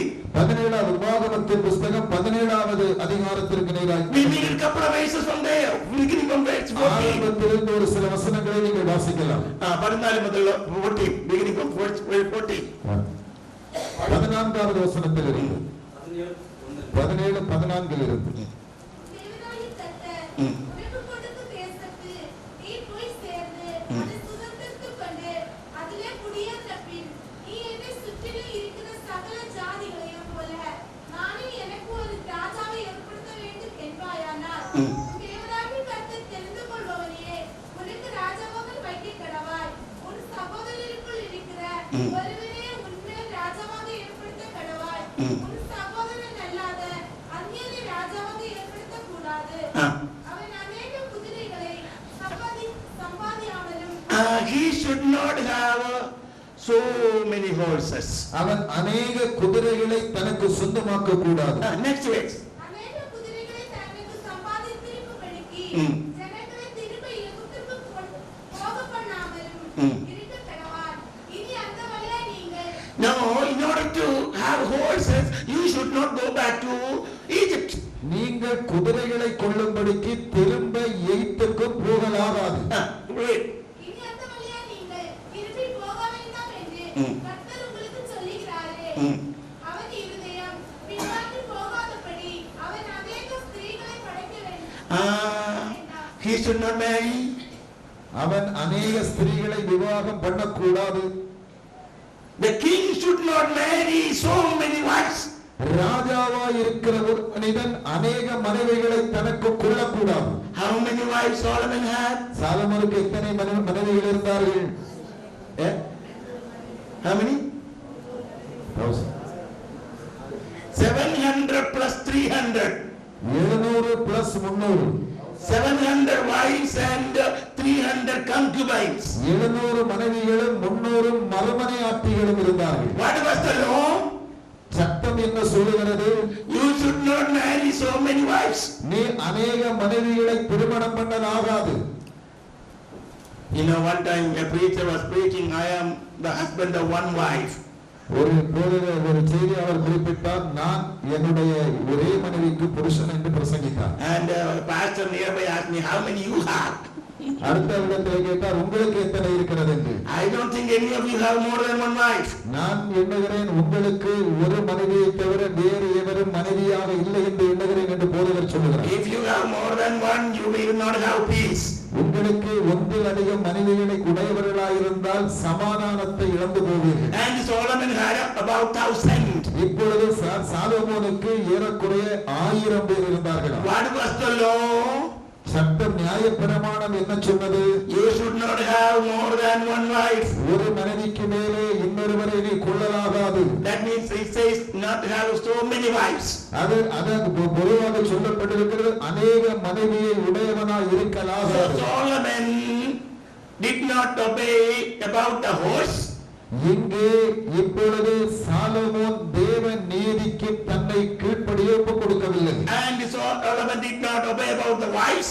குதிரைகளை குறித்தும் மனைவிகளை குறித்தும் தேவன் சொன்ன கட்டளைக்கு அவன் கீழ்ப்படியவில்லை. And next verse read from Deuteronomy 17.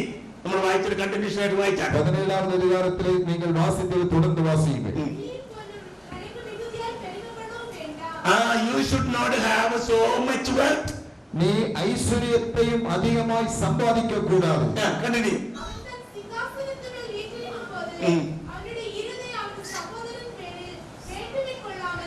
You should not have pride when you sit in the throne. உன்னுடைய இருதயத்திலே நீ சிங்காசனத்தில் இருக்கும் பொழுது பெருமை உன்னுடைய உள்ளத்திலே வரலாகாது. Continue. You should not go left or right from the word of God. தேவனுடைய நியாயப்பிரமாணத்தை விட்டு நீ வலதுபுறம் இடதுபுறம் சாயலாகாது. Yeah, continue. இந்த நியாயப்பிரமாணத்தின் எல்லா வார்த்தைகளையும் இந்த கட்டளைகளை கைக்கொண்டு இவைகளின்படி செய்வதற்காக தன் தேவனாகிய கர்த்தருக்கு பயந்திருக்கும்படி கற்றுக்கொள்ளும் பொருட்டு அவன் லேவியராகிய ஆசாரியரிடத்தில் இருக்கிற நியாயப்பிரமாண நூலை பார்த்து தனக்காக ஒரு பிரதியை எழுதி தன்னிடத்தில் வைத்துக் கொண்டு தன் ஜீவனுள்ள நாளெல்லாம் அதை வாசிக்க கடவான். இப்படி செய்வதனால் தானும் தன் குமாரனும் இஸ்ரவேல் நடுவே தங்கள் ராஜ்யத்திலே நீடித்து வாழ்வார்கள். Now praise God. Hallelujah. Praise God. Hallelujah. In order for to continue the kingdom and the royal lineage, you have to have a copy of the law of God, and he should read every day and walk accordingly. நீ உன்னுடைய ராஜ்யத்தை நிலைநிறுத்தி நீடூழியாய் ராஜ்யபாரம் பண்ண வேண்டுமானால் இந்த நியாயப்பிரமாண புஸ்தகத்தை நீ கரங்களில் எடு. அதை ஒவ்வொரு நாளும் வாசித்து தியானித்து அது சொல்லுகிற அடிப்படையிலே உன்னுடைய வழியை நீ அமைத்துக் கொள்ள வேண்டும் என்பது தேவனுடைய நீதி. Even though God said David is a king after my own heart. ஆண்டவர் தாவீதை குறித்து என்ன சொன்னார்? இவன் என்னுடைய இருதயத்திற்கு மிகவும் பிரியமானவன், ஏற்றவன். As we read in Deuteronomy chapter 30 verse 18, if you obey not and go after idol worship, I will take away the people from this land. இந்த இடத்திலே உபாகம் 30:18 சொல்லுகிறார், நீ என்னுடைய சமூகத்தை விட்டு விக்கிரகத்தை வணங்குவதற்கு போவாயே, ஆனால் இந்த தேசத்திலிருந்து உன்னுடைய குடிகளை நான் தாறுமாறாக்கி விடுவேன் என்று ஆண்டவர் அங்கே சொல்லுகிறார். Now we know in 1 Kings chapter 11, Solomon worshipped idols. 1 ராஜாக்கள் 11வது அதிகாரத்திலே நாம் கண்டுகொள்கிறோம், இங்கே சாலமோன் விக்கிரகத்தை ஆராதிக்கிற மனிதனாய் மாறிவிட்டார். And in 1 Kings chapter 12 we read the kingdom was divided. இப்பொழுது 1 ராஜாக்கள் 12 சொல்லப்படுகிறது, அவனுடைய ராஜ்யம் அது பிரிக்கப்பட்டு விட்டது. And Jeroboam got 10 tribes of Israel when he became the king. யெரொபெயாம் அந்த இஸ்ரவேல் ஜனங்களிலே 10 கோத்திரங்களை தனக்கென்று எடுத்துக் கொள்கிறான். Let us ask Solomon, how you didn't have your children, the 12 tribes? இந்த அருமையான சாலமோனோடு கேளுங்கள், 12 கோத்திரங்களில் அருமையான சாலமோனே, உன்னுடைய தலைமுறை எங்கே இருக்கிறது, எப்படி இருக்கிறது என்பதை கேட்டால், because you started idol worship, the kingdom divided. ஐயோ, நீ விக்கிரகத்தை வணங்கினபடியினால் உன்னுடைய ராஜ்ய பாரம் இன்றைக்கு அது பிரிக்கப்பட்டு விட்டது. And we read again in chapter 12 about let's read 29. 1 ராஜாக்கள் 11ஆம் அதிகாரம் 22வது வசனம் வாசியுங்கள். அதற்கு பார்வோன் இதோ நீ உன் சுயநேசத்துக்காக விரும்புகிற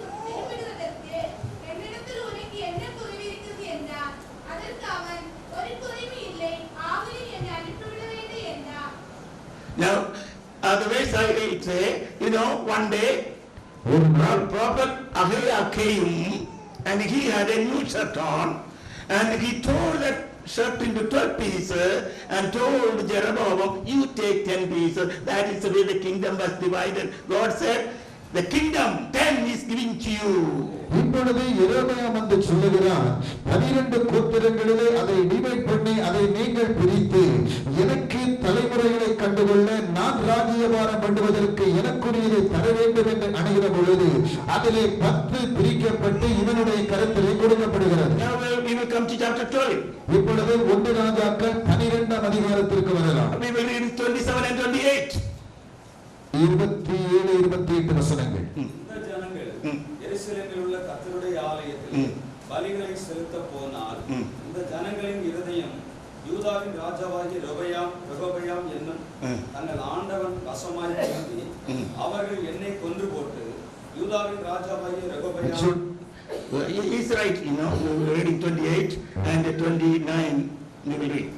ஆகையால் ராஜாவானவன் யோசனை பண்ணி பொன்னினால் 2 கன்றுக்குட்டிகளை உண்டாக்கி ஜனங்களை பார்த்து, நீங்கள் எருசலேமுக்கு போகிறது உங்களுக்கு வருத்தம், இஸ்ரவேலரே, இதோ இவைகள் உங்களை எகிப்து தேசத்திலிருந்து வரப்பண்ணின உங்கள் தேவர்கள் என்று சொல்லி. Okay, that's fine. 27 to 28. Yeah, 28 and 29. 28 is okay, 29 also.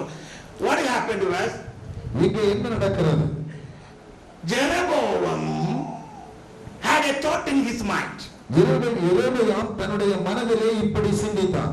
Yes, the prophet told me I have 10 tribes. தீர்க்கதரிசி சொல்லி இருக்கிறார், எனக்கு 10 கோத்திரங்கள் கிடைக்கும் என்று. So I am in the will of God. ஆகவே நான் அவைகளை பெற்றுக்கொள்ள வேண்டும் ஆண்டவரே. It is God who gave me the 10 tribes. இந்த 10 கோத்திரங்களையும் தேவனே எனக்கு தந்திருக்கிறார். But now I am going to do something. ஆனால் இப்பொழுது நான் சிலதை செய்ய போகிறேன். I don't want any person from here to go to Jerusalem to worship God. ஏதோ ஒன்றை இந்த இடத்திலிருந்து நான் எதையும் என்னுடைய எருசலேமுக்கு கடவுளுக்கு கொடுக்க நான் கொண்டு போவதில்லை.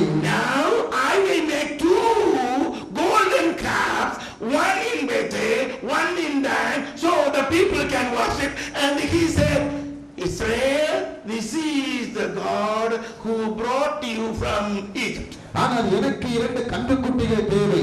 அதை நான் பொன்னினாலே செய்து ஒன்றை தானிலும் இன்னொன்றை இந்த இடத்திலும் வைத்து இந்த ஜனங்கள் எல்லாருக்கும் நான் சொல்ல போகிறேன், இவர்கள் தான் உங்களுடைய தேவர்கள், எகிப்திலிருந்து உங்களை வெளியே கொண்டு வந்தவர்கள் என்று சொல்ல போகிறேன் என்று தன்னுடைய இதயத்திலே எண்ணினான். When Moses was with God, Aaron made only 1 golden calf.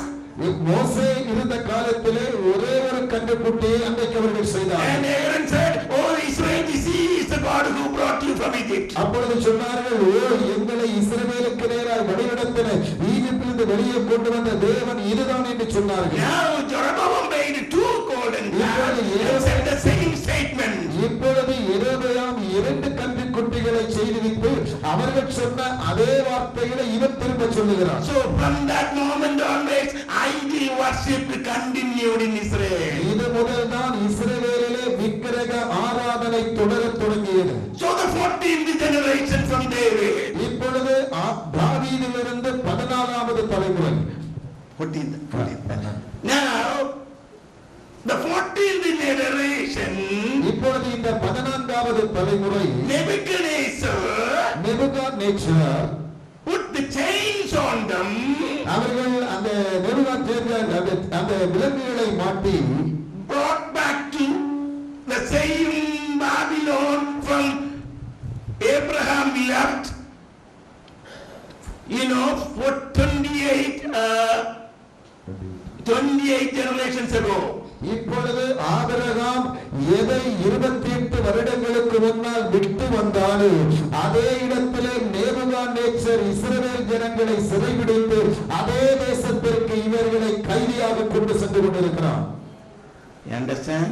புரிந்து கொண்டதா? The same land Abraham left, idol worship, followed God, but the 28th generation is back in the same place with chain, because from Solomon onwards they began to worship idols. அருமையானவர்களே, Abraham 28 வருடங்களுக்கு முன்னால் எந்த தேசத்திலே விக்கிரக ஆராதனை செய்து கொண்டிருந்தாலும் அவன் தேவனுடைய வார்த்தைக்கு கீழ்ப்படிந்து இது தேவர்கள் அல்ல என்று சொல்லி வெளியே விட்டு வந்த அந்த தேசத்திலே சாலோமோன் விக்கிரக ஆராதனையை ஊக்கப்படுத்தினபடியினால் தேவனுடைய ஜனங்கள் நேபுகாத்நேச்சாராலே கைது செய்யப்பட்டு ஆபிரகாம் விட்டு வந்த விக்கிரக கோட்டைக்கு நேராக அந்த தேசத்திற்கு நேராக சிறைப்பட்டவர்களாய் திரும்ப கொண்டு செல்லப்படுகிறார்கள்.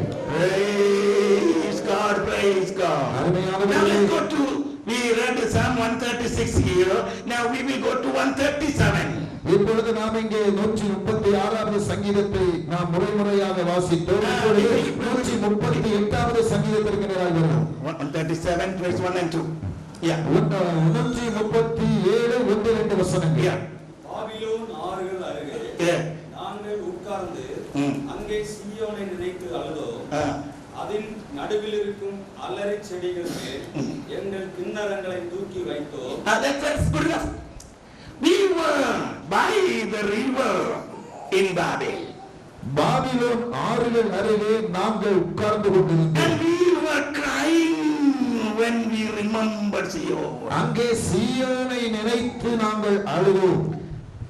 Israel, why are you crying now? இஸ்ரவேலே, தேவனுடைய ஜனமே, நீ ஏன் அழ வேண்டும்?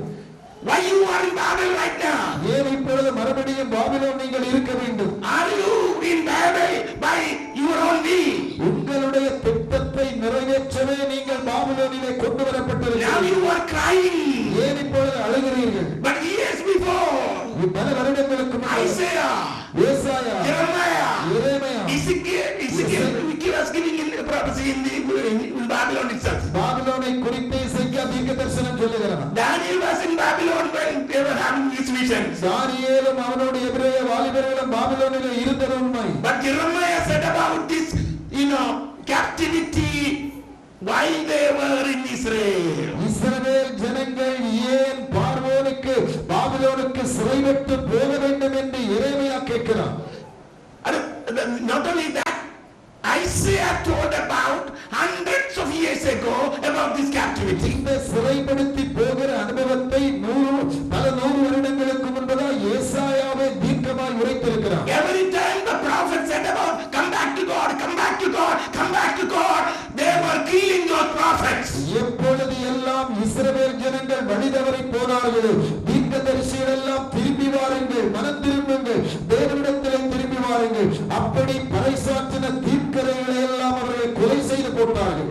And they continue their idol worship, and God allowed them to go back to the same Iraq from where Abraham left.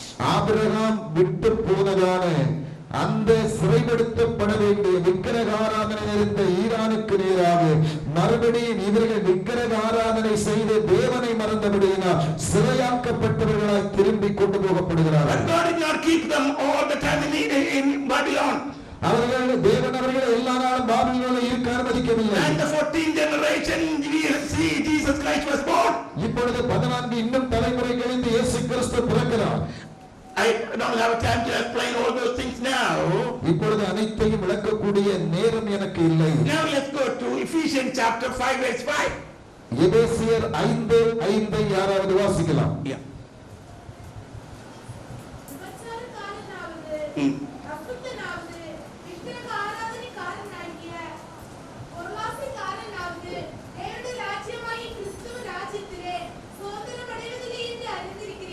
Okay, now we don't have it to bow before an idol to have idol worship. ஒரு விக்கிரகத்தை ஆராதிக்கிறவர்களாய் விக்கிரகத்திற்கு முன்னால் நாம் ஒருபோதும் தலைகுனிய கூடாது. So what is idol worship today? இன்றைய விக்கிரக ஆராதனை என்பது என்ன? You studied you did not study this in the Bible school? வேதாகம கல்லூரியில் இன்றைய விக்கிரக ஆராதனை குறித்து படிக்கவில்லையா? What is idol worship today? இன்றைய விக்கிரக ஆராதனை என்பது என்ன?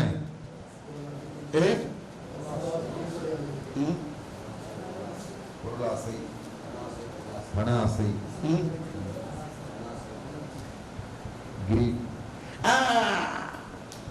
today the love of money is the idol worship. இன்றைக்கு பண ஆசை விக்கிரக ஆராதனை. You understand? புரிந்ததா?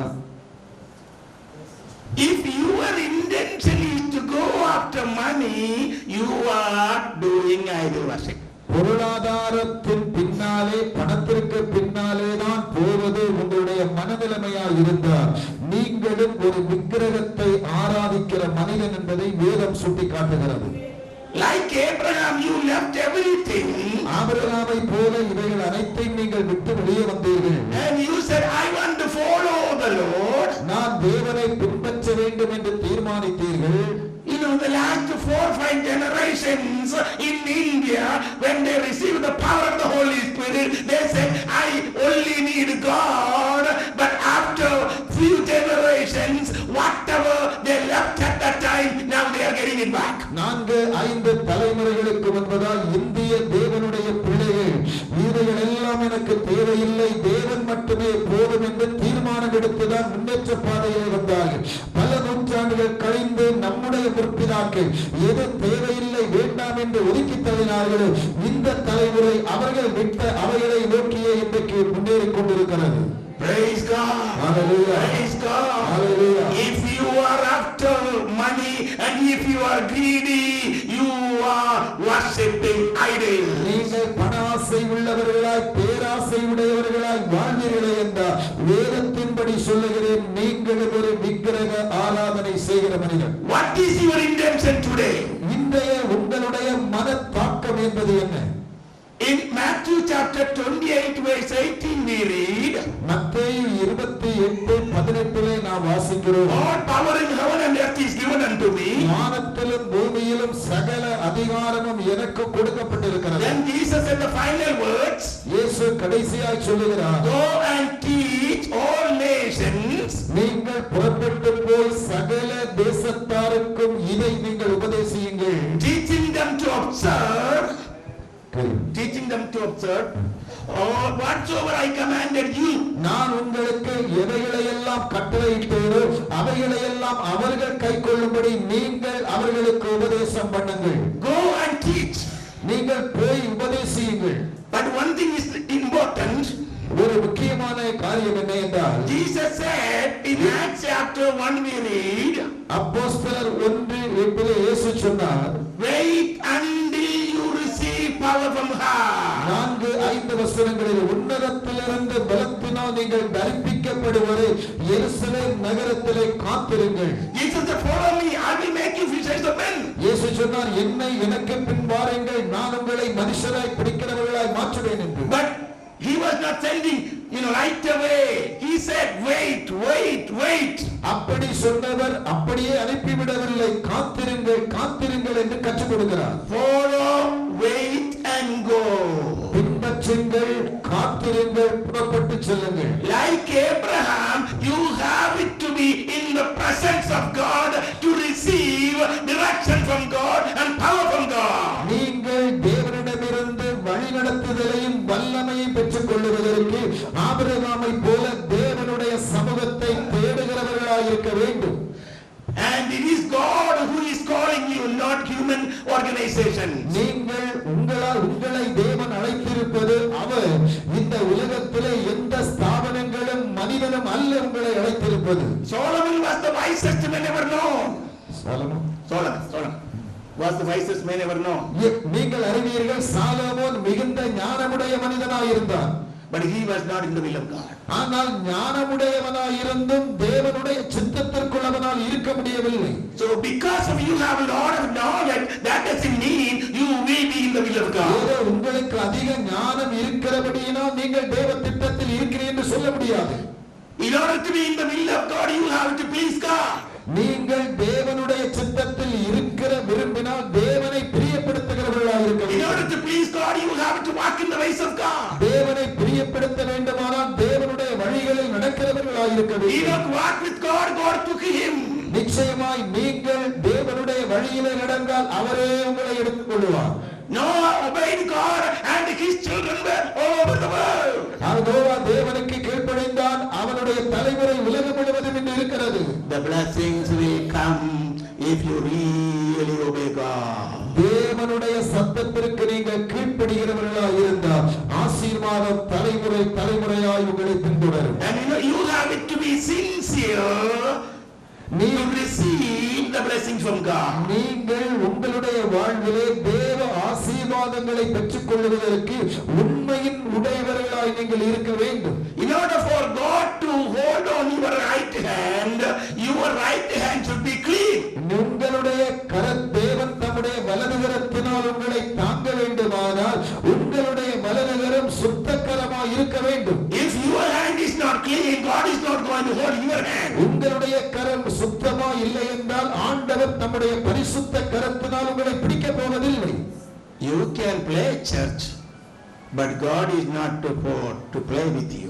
அருமையானவர்களே, சிலவேளை திருச்சபையிலே நீங்கள் எதையும் நடத்திவிடலாம், ஆனால் தேவன் உங்களை அதிக நாட்கள் அனுமதிப்பதில்லை.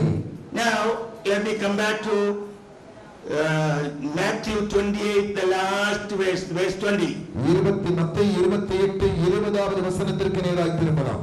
அவர்களுக்கு கட்டளையிட்ட யாவையும் அவர்கள் கைக்கொள்ளும்படி அவர்களுக்கு உபதேசம் பண்ணுங்கள்.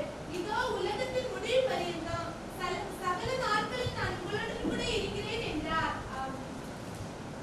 The promise of God is, I will be with you even unto the end.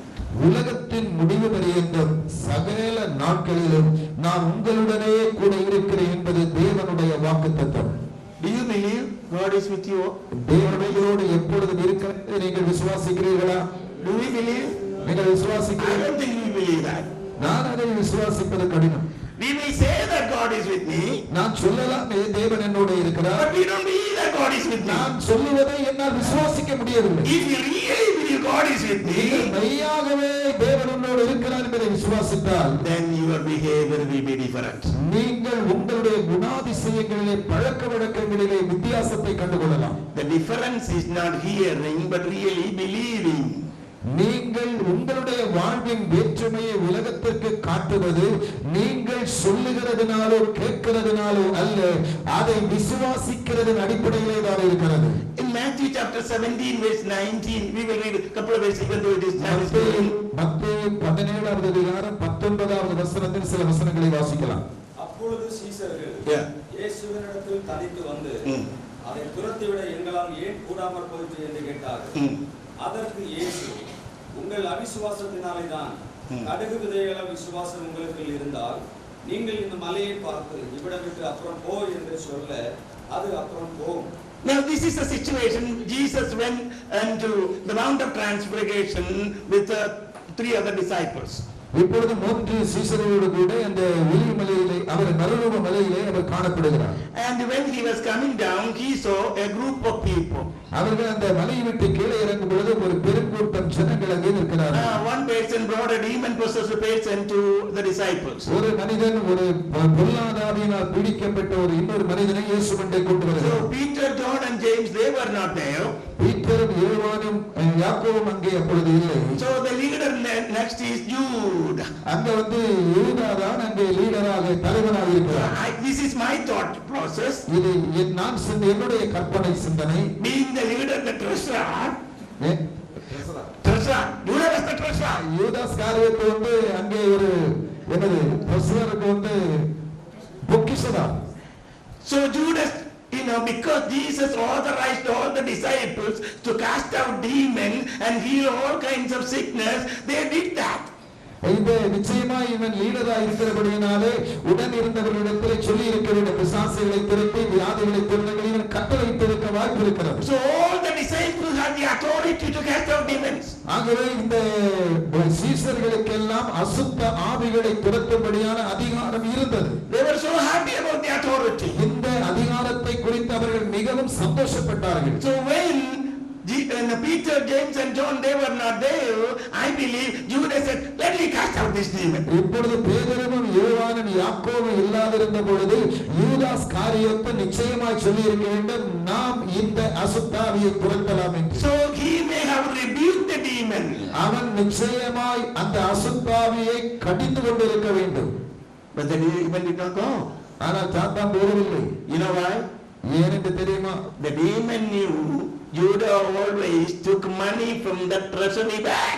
அந்த சாத்தானுக்கு நன்றாக தெரியும் இந்த யூதாஸ் ஏற்கனவே திருடனாய் இருந்தான், பணப்பையில் இருந்து பணத்தை திருட்டுத்தனமாய் எடுக்கிறவனாய் இருந்தான் என்பது. Without anybody's knowledge, Judah had taken money from the treasurer's bag. உடனிருந்த எவருடைய ஞானமும் அறிவும் இல்லாமல் தெரியாமலே இந்த யூதாசு அவ்வப்போது பணத்தை திருடுகிறவனாக இருந்தான். So demon knew this. இந்த சாத்தான் இதை அறிந்திருந்தான். One time in near Ayur, an evangelist went to cast out a demon. Ayur என்ற கேரளாவில் ஒரு பகுதியிலே ஒரு சுவிசேஷகர் பிசாசை துரத்த போனார். Even when this pastor was at the door, the demon said, pastor, you are not the right pastor. மலையாளத்தில் எனக்கு ஒரு கள்ள உபதேசம். இந்த போதகர் அந்த சாத்தானை துரத்த போன பொழுது சாத்தான் சொல்லுகிறது, நீ ஒரு பொய்யான போதகர், திருட்டு போதகர் என்று சொல்லுகிறது. கள்ள உபதேசி, நீயா என்னை இறக்காம நிற்குது. கள்ள உபதேசி, நீயா என்னை துரத்துவதற்கு வந்திருக்கிறார். This pastor ran away from there. இதை கேட்டவுடனே இந்த போதகர் இருந்த இடம் தெரியாமலே ஓடிவிட்டார். why? ஏனென்று தெரியும். If he stood one more minute there, he would be explaining all those things he did in his life. இன்னும் ஒரு சில நிமிடங்கள் கூட போதகர் அங்கே நின்றால் அவர் என்ன அந்தரங்க காரியங்களை செய்திருக்கிறாரோ அவைகளை ஒவ்வொன்றாய் சாத்தான் சொல்ல போகிறார். So don't go and cast out demons if your heart is not right with God. அருமையானவர்களே, சாத்தானை துரத்துவதற்கு நீங்கள் போகாதிருங்கள். எப்பொழுது என்றால் உங்களுடைய இருதயம் தேவனுடைய பார்வையில் நேர்மையா இல்லை என்று நீங்கள் இருந்தால். So after Judah, all the disciples lost their belief. இப்பொழுது யூதாஸ் காரியோத்தை பின்பற்றி பிசாசை துரத்த போன மற்ற எல்லா சீஷர்களை பொழுது நம்பிக்கை இழக்கிற சூழ்நிலையில் வந்திருக்கிறார். And when Jesus came down, big gathering. இயேசு மலையிலிருந்து கீழே வந்தார்கள், அனைவரும் இயேசுவை சூழ்ந்து கொண்டார்கள். In social psychology, one time in New York, a person was looking up like this. One person was looking up like this. ஒரு கற்பனையாக ஒரு நோயாளி அண்ணாந்து பார்த்து கொண்டே இருக்கிறார். He was having a research study whether how many people will look high when I look. இந்த மாணவன் ஒரு ரிசர்ச் ஸ்டடியா எடுத்துக்கொண்டிருக்கிறார். எப்பொழுது எந்த கோணத்தில் எந்த நிலைமையிலே ஒரு வியாதியஸ்தன் அண்ணாந்து பார்ப்பான் என்பதை குறித்த ஆய்வு நடத்துகிற படிப்பினையும் பெற்றுக் கொண்டிருக்கிறார். And he was not looking at anything. He was only looking how many people will look at above when he looks. இந்த படிக்க வந்த மாணவன் வேறு எதையும் பார்க்கவில்லை, எத்தனை அந்த வியாதியஸ்தர்கள் அண்ணாந்து பார்த்து படுத்திருக்கிறார் என்பதை மட்டுமே கவனித்துக் கொண்டிருந்தார். I think we will do the same thing. நாமும் சில நேரங்களில் இதையே செய்கிறோம். If we see some people looking up, we will also look up.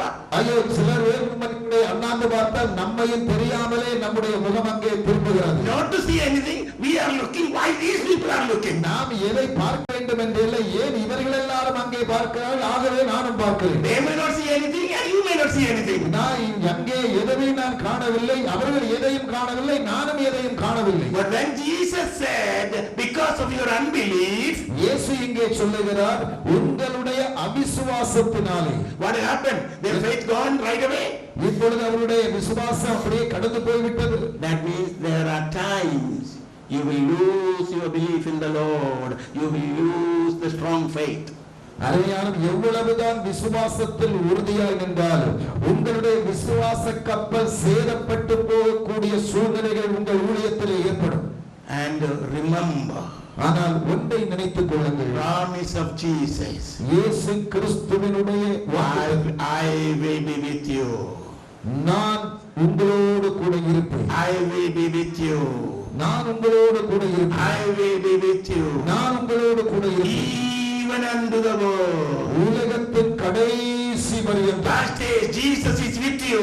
புரிந்து கொள்ளுங்கள், இயேசு உங்களோடு கூட இருக்கிறார். All powerful Jesus is with you. அனைத்து அதிகாரமுடைய இயேசு நம்மோடு கூட இருக்கிறார். Bible school student, Jesus is with you.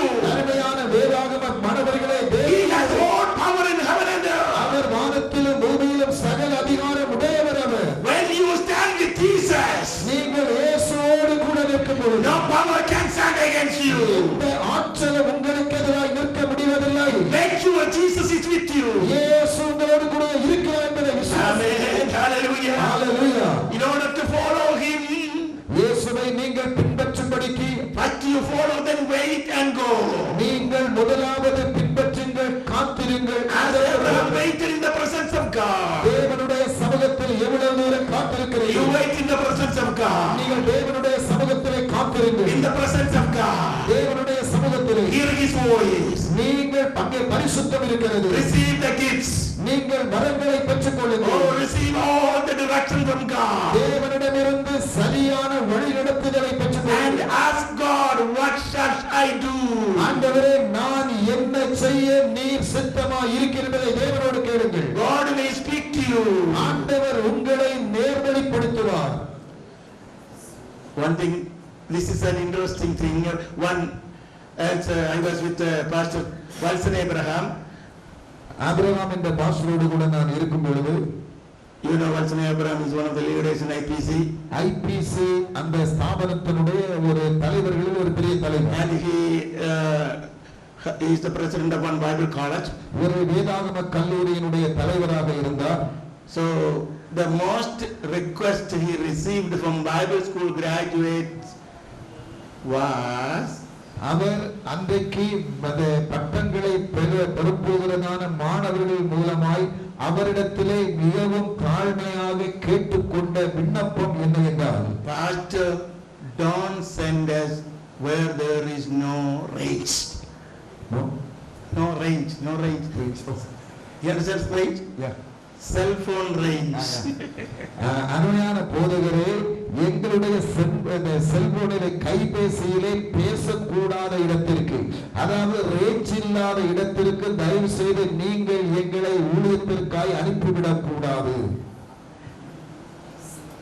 We want range. Am I right? சரியான நம்முடைய உரிமை அது. If you don't have range, no communication.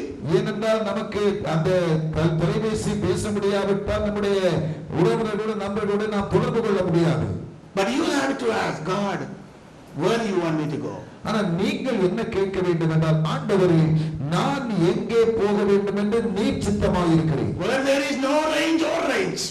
அங்கே எனக்கு தொலைபேசியை நான் பிரயோஜனப்படுத்த முடியுமா முடியாதா, அது எனக்கு ஒரு பெரிய பிரச்சனை இல்லை. I want to do your way. நான் உம்முடைய சித்தத்தை செய்ய I விரும்புகிறேன். want to do your way. நான் உம்முடைய சித்தத்தை செய்ய And விரும்புகிறேன். you have to wait in the presence of God. அதற்காக நீங்கள் தேவனுடைய சமூகத்திலே Receive the direction. தேவனிடமிருந்து And make வழிநடத்துதலை sure God, you understand God is with நீங்கள் you. தேவனுடைய வழிநடத்துதலை புரிந்து கொண்டு உறுதிப்படுத்திக் கொள்ளுங்கள். Make sure you are in the perfect will of God. நீங்கள் தேவனுடைய சரியான திட்டத்திற்குள் தான் இருக்கிறீர்கள் என்பதை உறுதிப்படுத்துங்கள். And God will be with you. நிச்சயமாய் தேவன் உங்களோடு இருப்பார். And with these words I want to conclude the message. இதோடு நான் என்னுடைய செய்தியை முடிக்க விரும்புகிறேன். I want to thank all of you taking time. இந்த நேரத்தை நீங்கள் எடுத்தீர்கள், நான் உங்களுக்கு மிகுந்த நன்றியுடையவனாக. Let the Holy Spirit lead you and guide you. நிச்சயமாய் பரிசுத்த ஆவியானவர் உங்களை நல்வழிப்படுத்துவார். I want to thank Pastor Aruldas. அருள்தாஸுக்காகவும் நான் நன்றி சொல்லுகிறேன். You know, so many times he came and helped us. அநேக முறை அவர் எனக்கு இங்கு உதவி செய்ய வந்திருக்கிறார். I really appreciate. நான் மிகவும் அவரை பாராட்டுகிறேன் இந்த மொழிபெயர்ப்பிற்காக. Thank you. God bless you. நன்றி. ஆண்டவர் உங்களை ஆசீர்வதிப்பார்.